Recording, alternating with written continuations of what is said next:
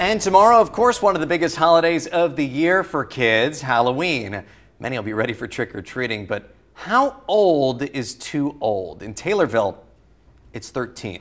Our Kyra Willis has more on a lesser-known ordinance in one central Illinois community.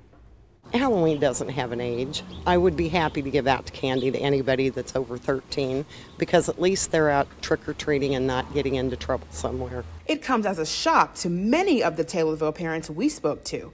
Most of them say, let kids be kids, and disagree with the now 5-year-old ordinance. The rule prohibits teenagers over 13 from taking part in Halloween trick-or-treating in Taylorville, but it doesn't stop there. Jacksonville has a similar ordinance in place. It's a wholesome activity, and parents that allow them to or even accompany them when they go, we get out of our children what we put into our children. So take the time, receive the older trick-or-treaters, they're just still kids. But don't worry, Taylorville police say they are not actively enforcing this law. However, if someone is caught causing a scene and is discovered to be overage, they could face up to a $250,000 fine.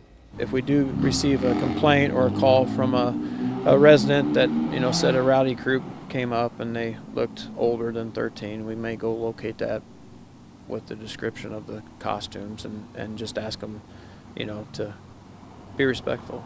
But not all disagree with the ordinance. You got little kids all over at that time, and the older kids, a lot of times they take advantage of them. They'll steal their candy, they're mean to them. Taylorville gives their residents 2 days of Halloween festivities on the 30th and 31st.